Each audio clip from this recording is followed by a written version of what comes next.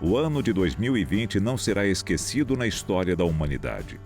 Tudo por causa do surgimento de um vírus que tem vitimado pessoas em todo o mundo, paralisado a sociedade e a economia. Estamos falando do Covid-19, também conhecido como novo coronavírus. Covid-19 é o nome que a gente dá para a doença causada por esse coronavírus que se convencionou chamar de SARS-CoV-2, porque em 2002, 2003, nós não tivemos essa experiência, mas na China teve uma epidemia que atingiu vários países de um coronavírus que também teve uma origem no morcego e depois, por um mecanismo de mutações, infectou a espécie humana. Da mesma forma, em dezembro começou na China e em janeiro nós tivemos o conhecimento de um novo coronavírus que também a origem provavelmente é em morcegos, algum animal intermediário e de repente atingiu a espécie humana e tem circulado em vários países pelo mundo, determinando a nova pandemia. O Covid-19 é de uma família de vírus que causam infecções respiratórias. O coronavírus é um tipo de vírus que causa doenças respiratórias. Existem várias espécies de coronavírus, muitas delas já convivem conosco aqui há muito tempo e, por vezes, esses coronavírus sofrem alguma mutação e se tornam os coronavírus mais agressivos, com potencial de maior agressividade. A família do coronavírus é antiga e os primeiros casos em humanos foram isolados já em 1937. No entanto, foi em 1965 que o vírus foi descrito como coronavírus, em decorrência do perfil na microscopia parecendo uma coroa. E a maioria das pessoas se infecta com os coronavírus comuns ao longo da vida. Antes de falarmos mais sobre as características do coronavírus, vale uma explicação sobre o que é um vírus. Os vírus são seres muito simples e pequenos, formados basicamente por uma cápsula proteica envolvendo material genético, que dependendo do tipo de vírus, pode ser o DNA, RNA ou os dois juntos. A palavra vírus vem do latim vírus, que significa fluido venenoso ou toxina. Um vírus, nós que gostamos dos vírus porque somos virologistas, existe um debate se ele é um organismo vivo ou não. Nós consideramos que ele é um organismo vivo, porque ele é capaz de entrar nas nossas células e depois, se aproveitando do nosso maquinário celular, então todas aquelas funções que acontecem dentro da nossa célula para a gente replicar as células, para a gente fazer proteínas, para a gente funcionar, o vírus vai no mesmo caminho, se utiliza para poder replicar. Ele só vive dentro das nossas células, mas ele é capaz de invadir as nossas células. É a menor entidade patológica que existe e é muito antiga. Os vírus, eles estão na natureza há milhares de anos. Existem vírus que infectam vegetais, animais e a espécie humana. No caso do coronavírus, existem vários tipos. Os mais conhecidos eram o SARS e o MERS, e agora o Covid-19. A gente conhecia 4 tipos de coronavírus até 2002 e 2003. Esses coronavírus, a maioria deles causavam resfriados comuns. Em 2002 e 2003, nós conhecemos a SARS, que causou uma epidemia importante na China, no Canadá e em alguns países, e é um vírus que depois desapareceu. Depois disso, preocupados com coronavírus, em 2012 foi detectado no Oriente Médio um novo coronavírus. Esse muito adaptado em dromedários, que é uma espécie de camelo. Continua circulando no Oriente Médio, porém ele não transmite bem entre humanos. Então é uma doença que ainda existe, mas mais localizada em países do Oriente Médio. Esse foi mais um coronavírus. E por último, o 7º coronavírus, que surgiu agora em janeiro desse ano, em 2020, que provavelmente uma origem semelhante aos coronavírus anteriores que surgiram em morcegos. O Covid-19 apresenta algumas mutações e, por essa razão, o ser humano não possuía imunidade contra ele. A linhagem hoje que circula provém de uma mistura, ou vamos dizer assim, de um rearranjo genético entre vírus de animal, não se sabe ao certo se veio do morcego ou de outro animal, com vírus humano. Essa combinação por vezes acontece e quando adquire a capacidade de transmissão interhumanos é que você tem esse rápido espalhamento da doença. Como é um vírus novo e ninguém na população mundial tem imunidade prévia contra ele, ele atinge praticamente muita gente que é exposta a ele porque não há imunidade anterior devido à sua novidade, ao fato de ele ser um novo vírus. Olha, como todo vírus que tem um material genético que a gente chama de RNA, o nosso material genético é DNA, esse vírus tem uma facilidade de adquirir material genético novo. Como? Num determinado animal, ele pode se combinar com genes de outro ser vivo e adquirir gene que passa a ser dele. Isso é um mecanismo de mutação. Por outro lado, ele tem uma certa taxa de mutação cada vez que ele faz um vírus novo. Quando surgiu a epidemia em janeiro, já se viu que assim que a epidemia surgiu, vários vírus, coronavírus, SARS-CoV-2, mas diferentes entre si. Se a gente fosse comparar, diria, numa mesma família, tirando as pessoas que são gêmeas, os outros são da mesma família, têm o mesmo pai e a mesma mãe, mas são um pouco diferentes entre si. Isso já começou a acontecer logo que a epidemia se espalhou na China.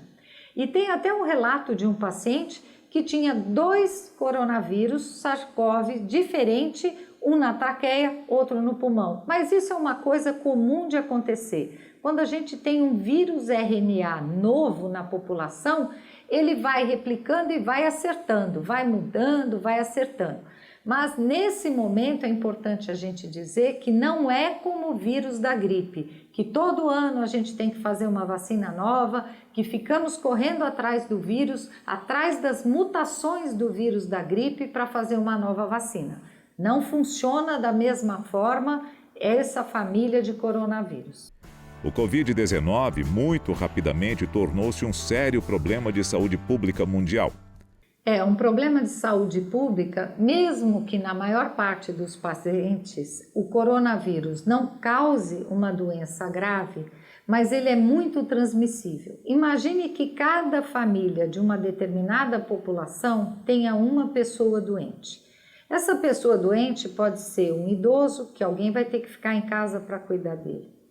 Essa pessoa doente pode ser uma pessoa que tem alguma comorbidade e vai precisar ir para uma consulta médica para ver se a infecção e a sua doença de base não estão descompensando. Então eu vou ter mais gente num serviço de saúde. Essas pessoas, algumas delas, podem ser adultos que não vão poder trabalhar e pode ser que trabalhem em serviços essenciais. Então, mesmo que a gente não tenha um grande número de pessoas em enfermarias, em UTI, você vai ter uma ruptura social importante de uma doença altamente transmissível e que muita gente da população vai se infectar. Isso promove uma ruptura social. Do ponto de vista individual, o risco para a grande maioria das pessoas, em termos de morte, de gravidade, é muito pequeno. Mas toda família ou todo grupo social mais ou menos pequeno vai ter alguém que é de grupo de risco, vai ter alguém que é muito idoso, vai ter uma situação que não possa trabalhar, vai depender de um serviço que vai ser suspenso. Então você tem uma situação urbana muito desfavorável.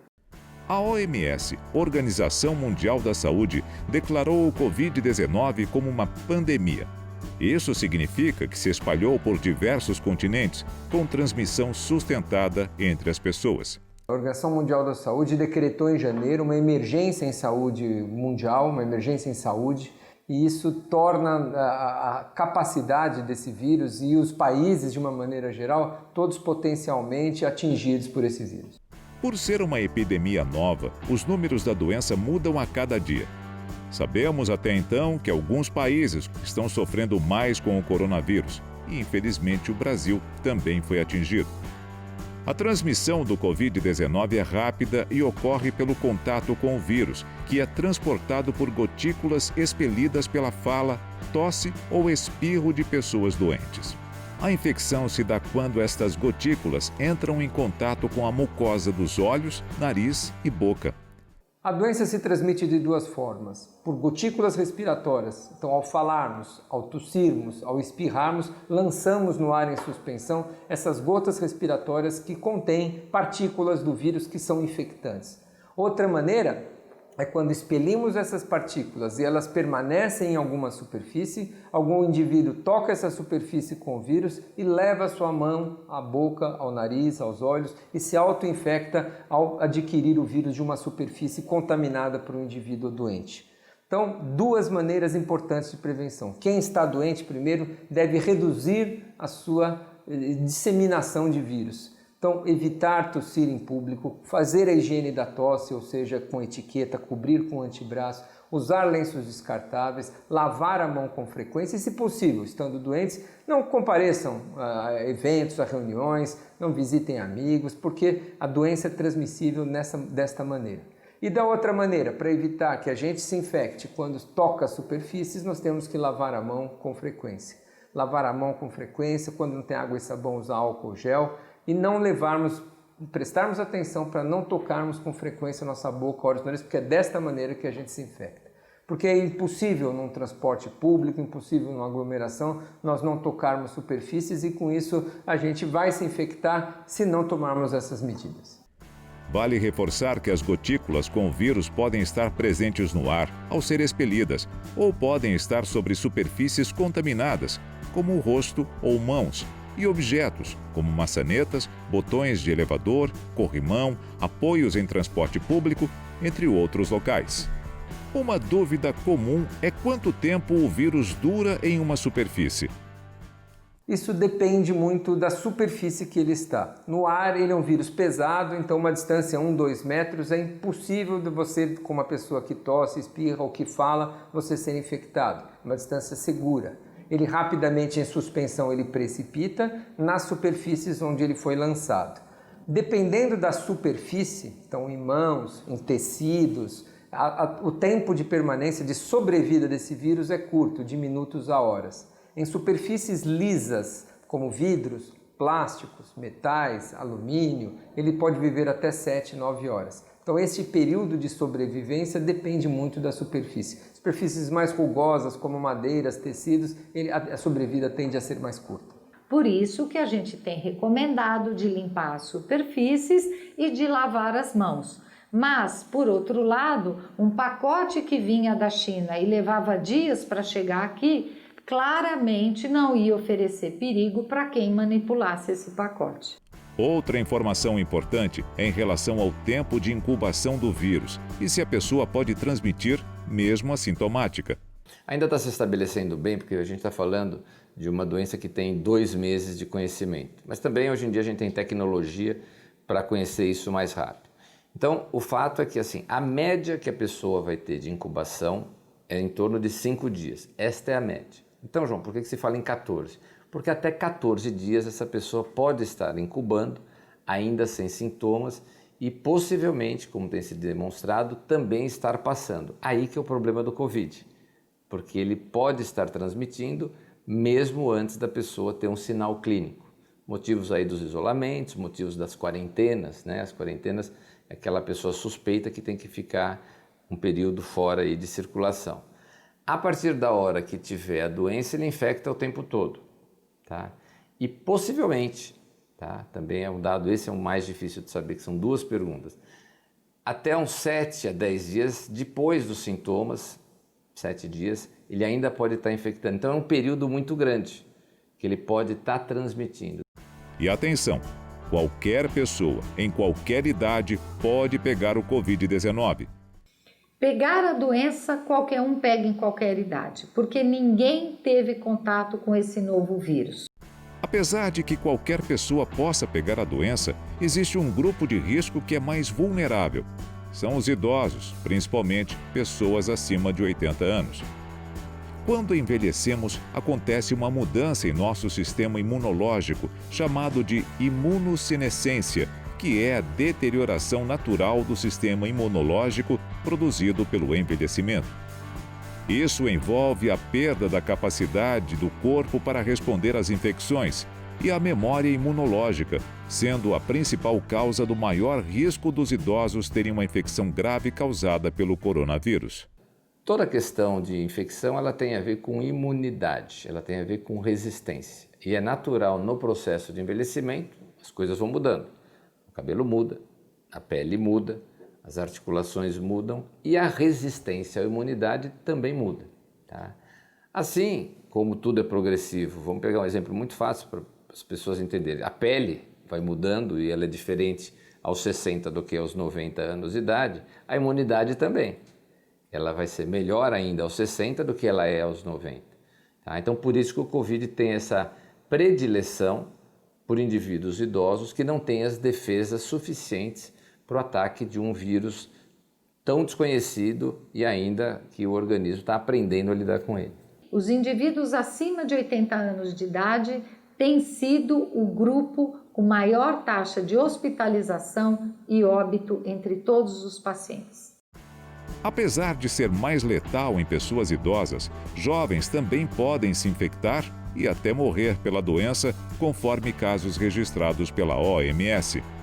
A taxa de mortalidade com base nos dados de Wuhan, na China, são 0,2% crianças e adolescentes entre 10 e 19 anos, 0,4% a 1,3% jovens e adultos entre 20 e 59 anos, 3,6% a 8% idosos entre 60 e 79 anos, 14,8% idosos com mais de 80 anos.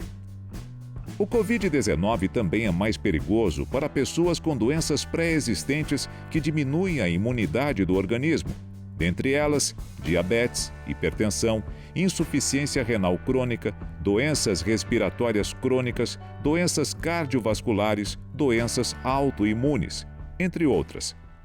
Toda doença respiratória viral ela é pior em alguns grupos. Idosos, pacientes com doenças crônicas, diabéticos, cardiopatas, doenças pulmonares, tuberculosos, doenças metabólicas, além do diabetes, pacientes com imunodepressão, AIDS, pacientes em químio, radioterapia, pacientes tomando imunobiológicos, que são drogas que modulam o sistema imune para a doença não ficar muito exacerbada, como pacientes reumatológicos, crianças pequenas, gestantes. Os profissionais da saúde, por estarem na linha de frente do combate ao Covid-19, também fazem parte do grupo de risco. Especial população nessas epidemias são sempre os profissionais da saúde. As medidas de exclusão social, as medidas de isolamento não podem ser feitas para os profissionais da saúde que têm que estar à frente. O nível de exposição dos profissionais da saúde é muito grande. É recomendado sim o uso de máscaras para os profissionais da saúde. Se possível, profissionais da saúde de mais idade, acima dos 70, especialmente acima dos 80, devem não evitar trabalhar nesses momentos, especialmente no contato direto com o paciente. E esses profissionais da saúde, em todas essas epidemias, são um público especialmente atingidos e merecem toda a nossa atenção. E quanto às mulheres grávidas, existe alguma complicação? Por enquanto, os dados até hoje mostram que as gestantes não apresentaram complicações ao adquirir o coronavírus. Tampouco os seus fetos, que nasceram dessas gestantes, nasceram infectados. Não há detecção do vírus no cordão umbilical, no leite materno, no líquido amniótico. Esses estudos, até o momento, feitos com poucas gestantes, não mostraram nenhuma complicação maior neste período perinatal, perto do nascimento. Importante ressaltar que essas gestantes que foram estudadas até o momento foram gestantes que adquiriram o vírus no fim da gravidez, né? Porque a epidemia tem pouco tempo. Vamos acompanhar mais um tempo para avaliarmos o que acontecerá com as gestantes que adquiriram o vírus no início da gravidez. Um grupo que parece estar menos vulnerável ao vírus são as crianças. A única diferença do Covid é que até o momento parece, pelos estudos nos diversos países, que as crianças não tem se mostrado como a população mais frequentemente sintomática nos estudos. Será que elas são assintomáticas? Não sabemos. Até o momento, não há estudos conclusivos. Então, seria a única diferença neste momento com essa doença nova que conhecemos. O Covid-19 é um vírus respiratório e sua maior incidência é nas épocas frias. Mas sua circulação pode acontecer em outras épocas do ano também. A gente sabe que boa parte dos vírus respiratórios e alguns coronavírus são mais frequentes no outono e no inverno. Porém, tem coronavírus que circulam o ano todo e mesmo aqueles vírus respiratórios que circulam com mais frequência no outono, lembre que o H1N1, quando surgiu, ele atingiu em cheio o México na primavera e os Estados Unidos no verão. Então, a gente tem que tomar muito cuidado porque vírus novo não costuma respeitar a temperatura.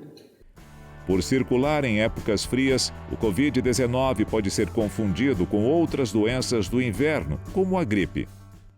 O coronavírus causador do Covid-19 pode se confundir clinicamente com a gripe e até com outros vírus respiratórios.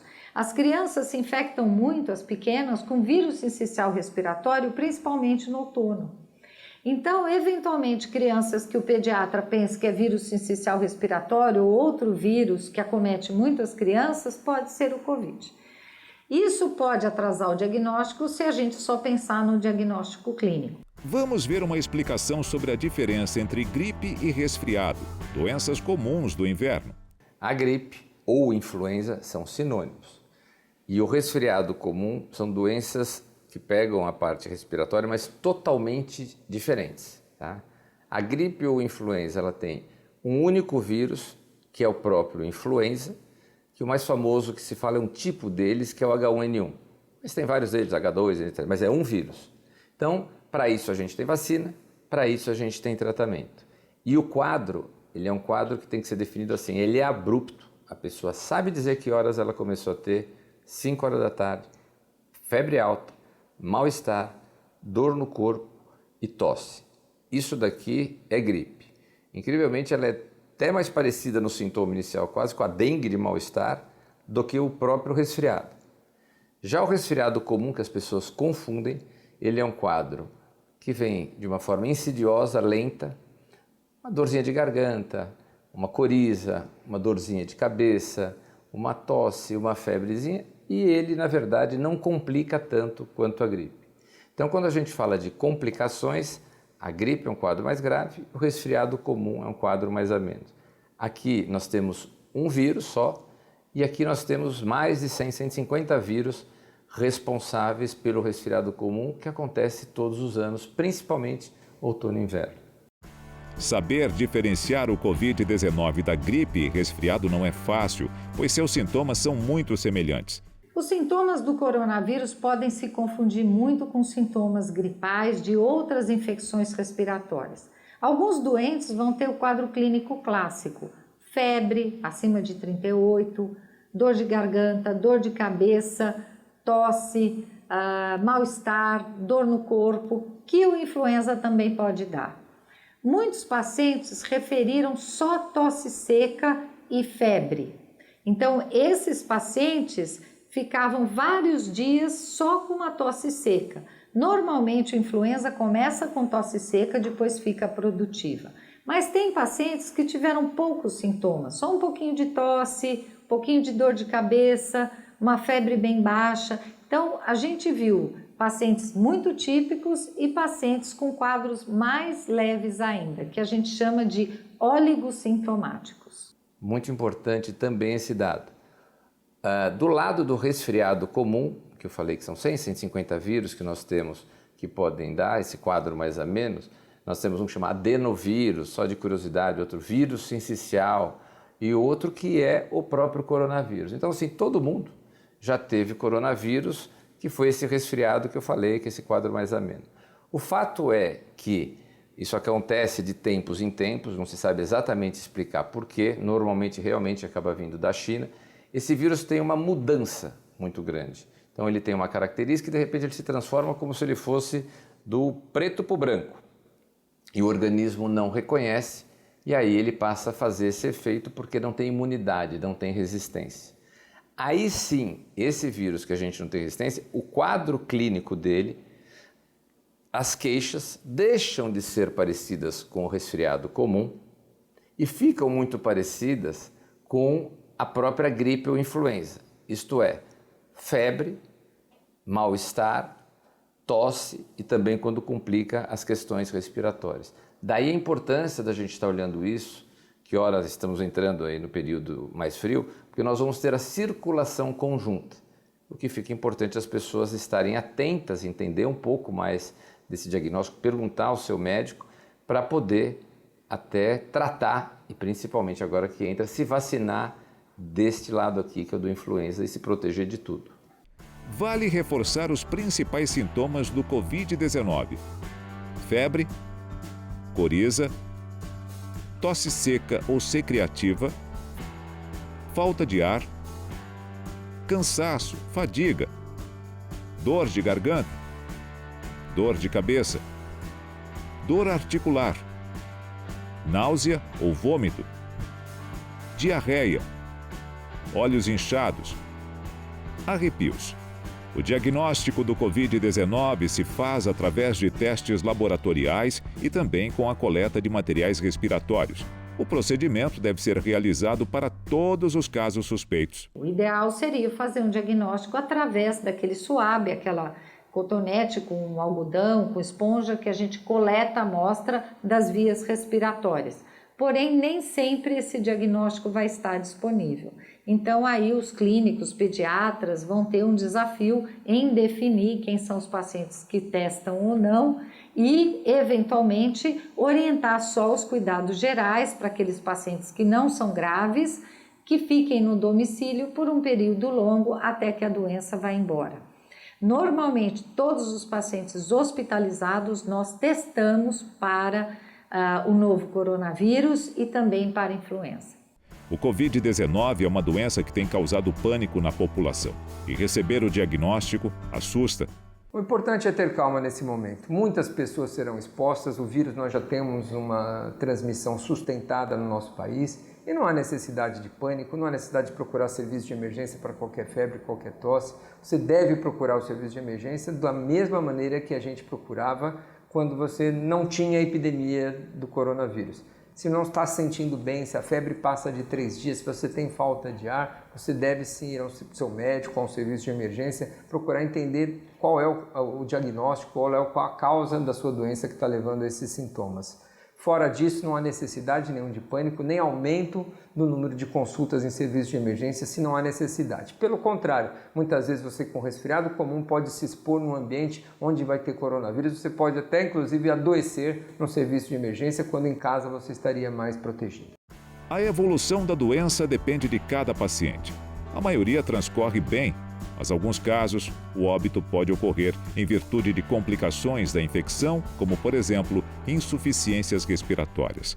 Veja, a evolução da doença ela é muito variável, a maioria dos indivíduos tem quadros bem leves, alguns indivíduos começam com quadro leve e evoluem em torno do 7º, 8º, 9º dia com falta de ar, com piora do quadro, com aumento da temperatura. Esses indivíduos têm que procurar rapidamente o serviço médico. Alguns indivíduos vão ser hospitalizados, internados em UTI e alguns vão a óbito. Veja uma orientação sobre quando devemos procurar atendimento médico. As pessoas devem procurar o serviço médico se elas não pertencerem a grupo de risco. Os cardiopatas, pneumopatas, diabéticos, grávidas, idosos, pessoas com doenças metabólicas, imunodeficiências, ou seja, todas aquelas que a gente vacina para gripe. Se elas tiverem um quadro de febre, de sintomas respiratórios intensos, essas pessoas têm que ir para o serviço de saúde para serem avaliadas, ver se não é influenza, orientar em relação aos seus sintomas, sinais de alarme. As outras pessoas, e é a maioria da população, não tem necessidade de procurar o serviço de saúde se estiver com febre e sintoma gripal. Espera o quadro clínico melhorar. Se o quadro clínico continuar com febre ou aparecer um sinal de alerta, o que é isso? Ficar com taquicardia, o pulso acelerar. O que é acelerar? Acima de 100. Ficar com a frequência respiratória elevada. O que é isso? Eu estou falando aqui, eu consigo falar uma frase inteira sem ficar com falta de ar. Se você não consegue falar uma frase inteira e tem falta de ar, você está com aquilo que a gente chama de dispneia. Você tem que procurar o serviço de saúde. Se a sua febre não passa, você tem que procurar o serviço de saúde. E aí não precisa ser doente crônico, nem grupo de risco. Tem que avaliar. 2, 3 dias não melhorou, vá para o serviço de saúde. Até o momento, não existe vacina ou tratamento para o Covid-19. Não há até o momento tratamento estabelecido para o SARS-CoV-2 que causa a Covid-19. Os tratamentos hoje experimentais que estão sendo feitos com drogas que se utiliza para AIDS, que utiliza às vezes para malária ou para outras doenças, estão sendo testadas. Alguns estudos, existem vários estudos, dezenas de estudos acontecendo em todo o mundo, na China e nos Estados Unidos, tentando avaliar qual será o melhor esquema terapêutico. Hoje não há um esquema estabelecido, o tratamento é somente de suporte. O Brasil optou para recomendar para as nossas UTIs, indivíduos graves internados, não tentarmos tratamentos miraculosos, não tentarmos tratamentos heróicos, porque não há comprovação de que essas drogas vão trazer benefício e quem sabe até fazer mal ou trazer malefícios para esse doente. Então hoje, até o momento, nós não temos um tratamento estabelecido. Agora, algumas recomendações caso você apresente os sintomas do Covid-19. Isolamento social. Muito importante para que o vírus não seja transmitido a outras pessoas. A recomendação é no mínimo de 14 dias. Higienização pessoal. Lavagem de mãos e banho. A higienização das mãos pode ser feita com sabão, detergente ou com álcool em gel. Manter ambientes limpos, com desinfetantes e arejados. Manter roupas limpas. Não compartilhar objetos pessoais. Boa alimentação. Hidratação. Ingestão de bastante água e líquidos. Repouso. Para o alívio dos sintomas, conforme cada caso. Utilização de medicamento para dor e febre, antitérmicos e analgésicos. Converse com seu médico ou um farmacêutico e peça orientação sobre qual medicamento usar. Uso de umidificador no quarto. Tomar banho quente para auxiliar no alívio da dor de garganta e tosse. Pacientes com sintomas mais intensos podem ser hospitalizados e precisar de cuidados hospitalares. A definição compete ao médico responsável pelo caso. E atenção, cuidado sempre com a automedicação. Na dúvida, sempre fale com o médico ou farmacêutico. Já tem algumas orientações básicas que a gente sabe, que todo mundo, vamos pegar um exemplo da dengue, olha, quem tem suspeito de dengue não pode tomar aspirina, aquelas coisas, etc. Tal. O Covid é novo, a gente efetivamente não sabe muitas coisas a respeito dele, então o que se sabe é assim, que anti-inflamatórios, tá?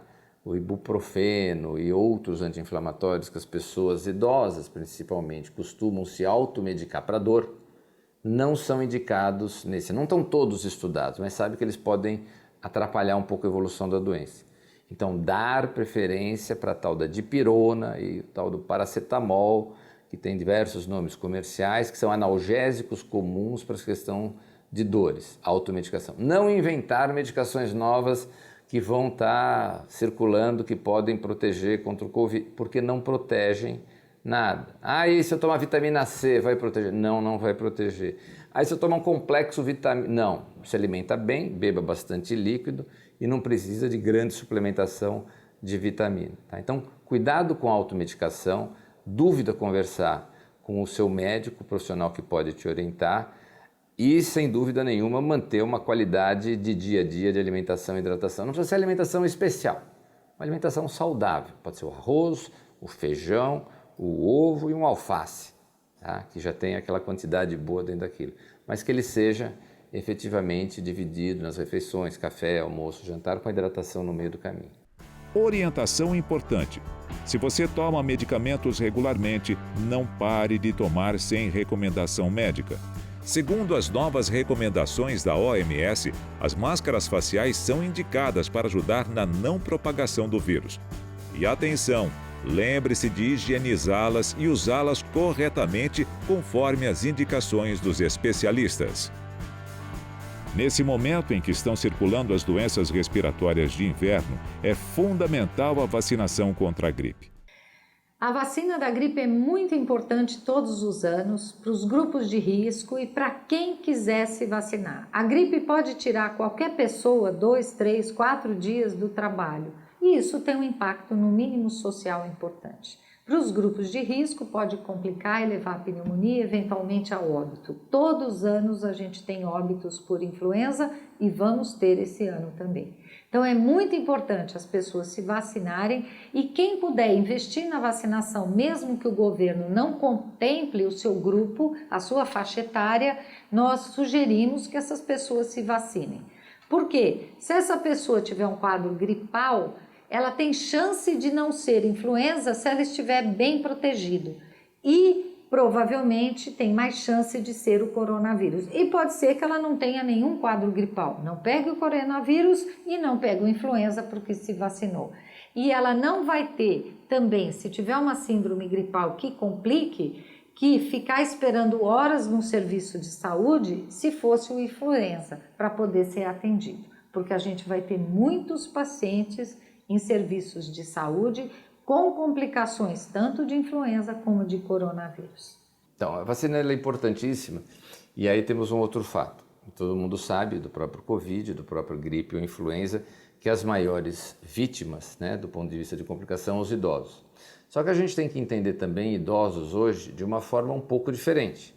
Você tem, com a expectativa de vida que aumentou, você tem o idoso de 60, 62, 65 anos, você tem o idoso de 95. Então você tem uma faixa aí hoje de quase 40 anos de pessoas chamadas e realmente sendo idosas.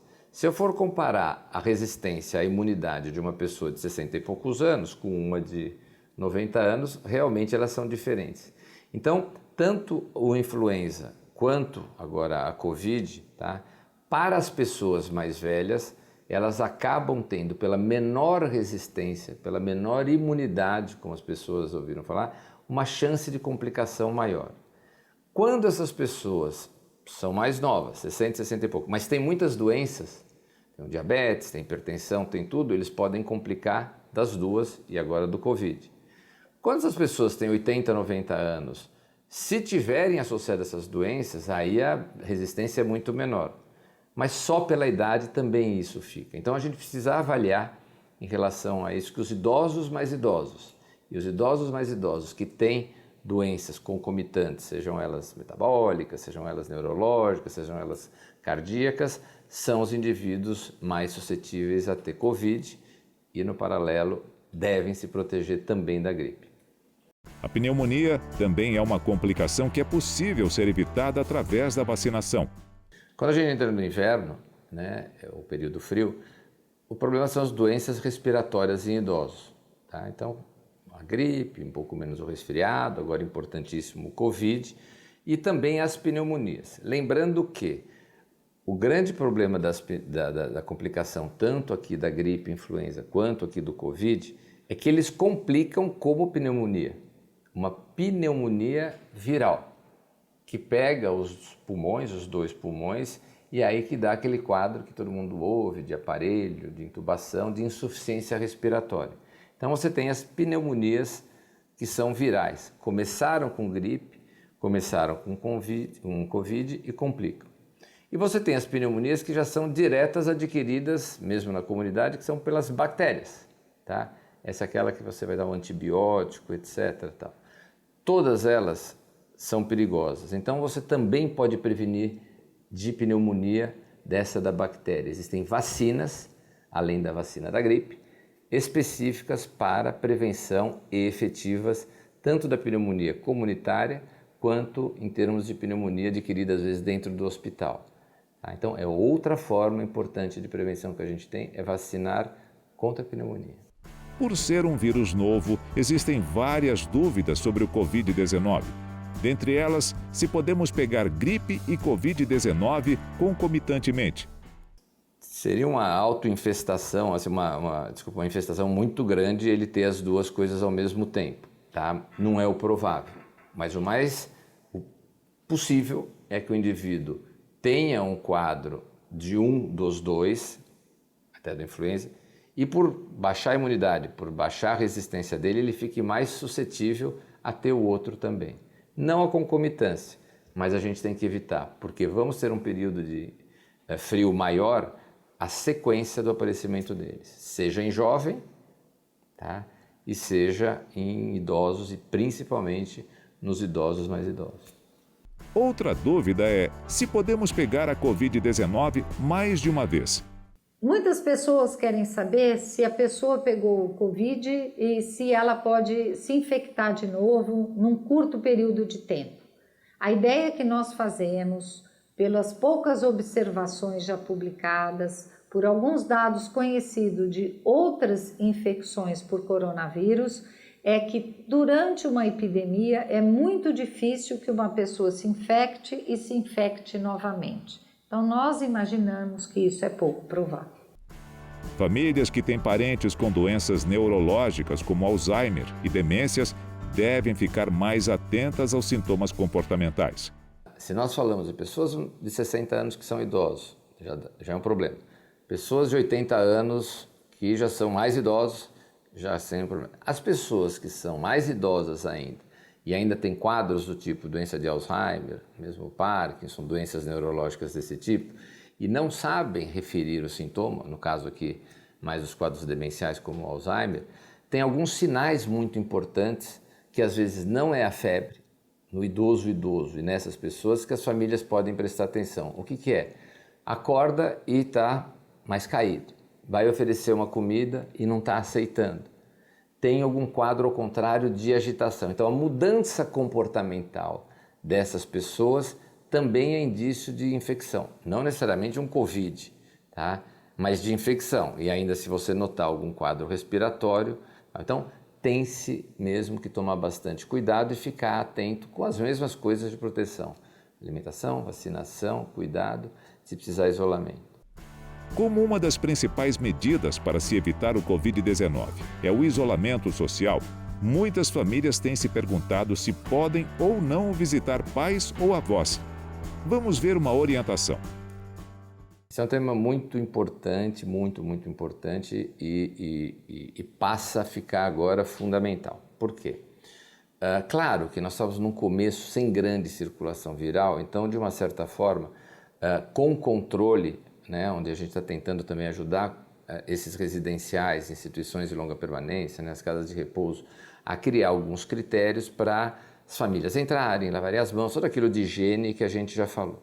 Mas com a entrada do frio e a partir de agora, provavelmente, tá, todas os residenciais e coisa devem coibir a entrada de mais pessoas para evitar a circulação. Então, por mais que o familiar tenha esse carinho, hoje em dia você consegue fazer, como a gente está vendo em alguns lugares, visitas virtuais. Visita virtual você faz com um celular, você faz com uma câmerazinha, com alguma outra coisa para saber. Os residenciais e clínicas também, alguns fazendo relatórios periódicos para saber. Então, assim, o ideal a partir de agora é que não hajam as visitas até a gente sentir melhor como isso daí vai acontecer. Eu gostaria de dar um detalhe, que esse é muito importante e não visto, né? Mas o que a gente fala hoje em dia para todos os funcionários? Vamos trabalhar em casa, vamos fazer home office, circule menos, não ande de... Bom, tudo aquilo que todo mundo está, fechamos a loja, fechamos isso. Os profissionais, tá, que merecem realmente ser considerados hoje, não como profissionais, só colaboradores, mas verdadeiros heróis de uma batalha, que se locomovem da sua casa até essas instituições, até as casas de repouso e aqueles outros da área de saúde, na UTI, colocando a sua vida em risco e dos familiares, tá, para cuidar dessas pessoas que efetivamente são de maior risco. Então é muito importante a gente ficar atento, tá, a esses trabalhadores que saem todo dia de casa e vão enfrentar a batalha que está todo mundo corretamente fugindo dela. Então é aquela questão de realmente a gente passar a valorizar o profissionalismo dessas pessoas que estão ali. E vão, viu? E vão. Elas não faltam, elas vão cuidar dessas pessoas idosas. Neste momento de crise na saúde, muito cuidado com as fake news ou notícias falsas. É importante nós combatermos as informações equivocadas. Uma epidemia só piora com a epidemia da informação. Então, a epidemia viral, além das medidas públicas que estão sendo tomadas, a informação combate a epidemia da desinformação, que muitas pessoas nesse momento se aproveitam deste momento de fragilidade da população, vendendo soluções mágicas de chás, de coquetéis, de shots de vitaminas, de vacinas que não existem comprovação de eficácia para o coronavírus. Então, muito cuidado. Siga as orientações das autoridades de saúde. Os sites do Ministério, das sociedades científicas têm sempre informações muito importantes e informações baseadas em evidências. São essas informações de qualidade que a população deve procurar e juntamente com o auxílio do seu médico. Toda a população deve se empenhar no combate ao Covid-19. Veja algumas orientações importantes. Mantenha o isolamento social conforme diretrizes médicas e de órgãos de saúde. Evite aglomerações. Cobrir boca e nariz ao tossir ou espirrar. Utilizar lenço descartável para higiene nasal. Evitar tocar mucosas de olhos, nariz e boca. Não compartilhar objetos de uso pessoal. Limpar regularmente o ambiente e mantê-lo ventilado. Lavar as mãos por pelo menos 20 segundos com água e sabão ou usar antisséptico de mãos à base de álcool. Deslocamentos e viagens não devem ser realizados enquanto a pessoa estiver doente. Quem viajar aos locais com circulação do vírus deve evitar contato com pessoas doentes. Mantenha a sua vacinação em dia. É importante ressaltar que os animais de estimação não transmitem o Covid-19, mas é sempre importante cuidar da higiene deles. E vale reforçar a importância de lavar as mãos corretamente. Em todas as infecções, lavar a mão é uma coisa fantástica como proteção. Mas não é molhar a mão, é lavar a mão, como a gente tem visto alguns demonstrativos. Eu tenho dúvida quanto tempo? Conta devagar até 20. É uma coisa tranquila. Acabou até 20 com sabão. E por que o sabão? Porque o sabão, a cápsula, vamos dizer assim, a capinha desses vírus, ela é de gordura. E o sabão, entre aspas, derrete a gordura. Consequentemente, ele consegue destruir a questão do vírus que está ali. Então, todos esses tipos de higiene, com as roupas, com a questão de banheiro, com a questão de lavar, ainda mais quando tem algum suspeito, isolar um pouquinho, se tiver alguém em isolamento, né, dentro de casa, os copos, as coisas tal, são coisas válidas para se fazer. Veja como lavar as mãos corretamente. Abra a torneira e molhe as mãos, evitando encostar na pia. Aplique na palma da mão quantidade suficiente de sabonete líquido para cobrir todas as superfícies das mãos. Ensaboe as palmas das mãos, friccionando-as entre si. Esfregue a palma da mão direita contra o dorso da mão esquerda e vice-versa, entrelaçando os dedos. Entrelace os dedos e friccione os espaços interdigitais. Esfregue o polegar direito com o auxílio da palma da mão esquerda e vice-versa, utilizando o movimento circular. Flexione as polpas digitais e unhas da mão esquerda contra a palma da mão direita, fechada em concha, e vice-versa, fazendo o movimento circular. Esfregue o punho esquerdo com auxílio da palma da mão direita e vice-versa, utilizando o movimento circular. Enxague as mãos, retirando os resíduos de sabonete, evitando o contato direto das mãos ensaboadas com a torneira. Seque as mãos com papel toalha descartável, iniciando pelas mãos e seguindo pelos punhos. É importante não entrarmos em pânico nesta fase crítica do coronavírus. Por isso, se você estiver nervoso, procure manter a calma com atividades em casa que lhe deem prazer e relaxamento, como ler um livro, ouvir música, cozinhar, assistir a um filme, conversar com os familiares, ainda que virtualmente. E se necessitar, busque ajuda profissional.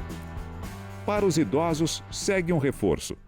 Cuide de tudo que já vem cuidando, alimente-se bem, hidrate-se bem, faça seus exercícios, evite contatos sociais à toa e, obviamente, qualquer sinal de alerta de doença respiratória, consultar o recurso médico mais perto disponível para ser orientado. Se você quiser saber mais sobre Covid-19, fale com seu médico e já anote algumas dicas. Ministério da Saúde, site saude.gov.br. Ministério da Saúde, Fake News, site saude.gov.br/fake news. EPM, Escola Paulista de Medicina, site unifesp.br. Hospital São Paulo, site hospitalsaopaulo.org.br. SBIM, Sociedade Brasileira de Imunizações, site sbim.org.br. SBGG, Sociedade Brasileira de Geriatria e Gerontologia, site sbgg.org.br. O Covid-19 está entre nós e devemos combatê-lo. E a melhor maneira é nos prevenirmos com medidas de isolamento social e higiene. Lembrem-se que as nossas ações diárias impactam na saúde da comunidade. Neste momento, também não podemos nos esquecer de auxiliarmos o próximo e os mais vulneráveis. Solidariedade também significa saúde e saúde é comunitária. Vamos enfrentar juntos e vencer essa pandemia.